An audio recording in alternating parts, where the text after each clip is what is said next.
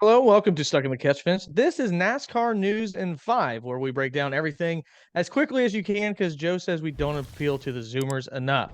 Mm. That being said, we're going to jump right in, Joe. The biggest news of the NASCAR week was Chase Elliott will make his return to NASCAR. He will be at Martinsville. What are your initial thoughts with the most popular driver coming back? Man, I'm glad Chase is coming back. I think it's going to help ratings. I think it's going to put butts in seats, and let's see how he does this week. But I'm excited to see Chase back in the car. Do you think he'll be competitive this week?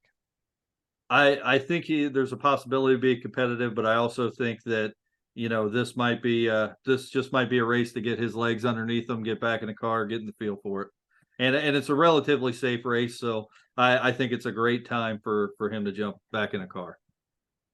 Yeah, I think that actually the people most excited for him to come back is NASCAR and their ratings and Fox broadcast because we know they've been down here recently.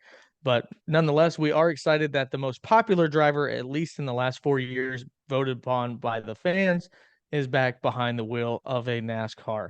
And he will be at Martinsville. So if you don't have a ticket and you're able to go, tickets start at $50 and you can say hi to me or give me the finger. I don't Yeah. really care. NASCAR also made some news where they are going to change their appeals process, Joe. It is now possible.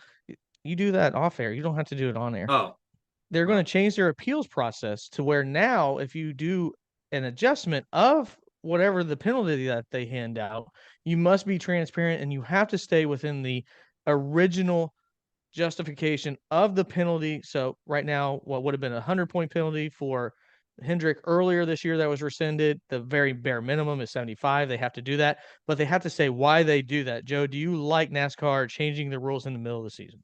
I don't like them changing the rules in the middle of the season, but I like this rule. I think at the end of the day, NASCAR did this because they got made to look like idiots, and this is their way to retaliate.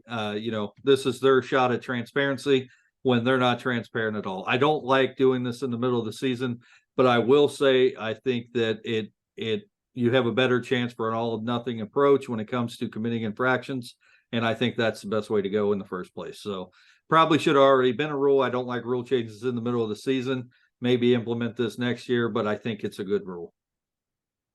Well, last year JGR tried to show the table of shame when showing the piece of tape that was put on display for Kyle Busch and Denny Hamlin. They're actually going to bring it back at the Hall Iron show whenever a part has an illegal part on it. Do you like that public shaming? Do you think will have an effect? I don't know that is. I don't really take that as a public shaming. I mean, I think you should be transparent with everything, and I think NASCAR needs to take it a step further and say, not only are we going to be transparent in everything, we're going to tell you why these are penalties and why we believe these penalties are giving each whatever team a competitive edge. So I think first NASCAR should have to explain why a penalty gave a team a competitive edge, and if they can't do that, it shouldn't be a penalty in the first place. We're now 25% through the season. It's hard to believe with this being the ninth race.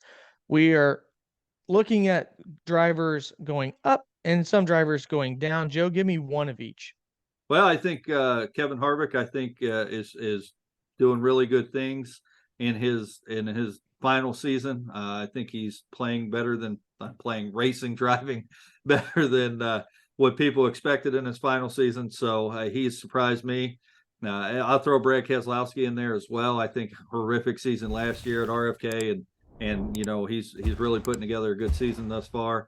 One driver that I thought would perform well this year based on what they did last year, and they're just stinking it up, is Corey LaJoy. Yeah, the one driver that I actually am surprised has stayed up where he's at, 13th in points, is Ricky Stenhouse. I thought after winning the Daytona 500, he would come crashing back down to earth because there is a lot of things that Ricky Stenhouse does do, and that is crash. But he's actually been pretty fast this year and had a good showing at Bristol. And the driver that has really disappointed me is Eric Jones with the worst name in NASCAR, the Legacy Motor Club. They have been horrific. They are both outside the top 25, he and his teammate Noah Gragson. So 25% through the season. I thought they'd be higher than 25th. They both have been absolutely terrible so far. Maybe they turn it around at Martinsville. That has been your NASCAR news for the week in 5 minutes. Make sure you join us for our long form content when we break this down even further on the weekly show at Stuck in the Catch Fence. This is all for now. Thanks for tuning in. Like and subscribe.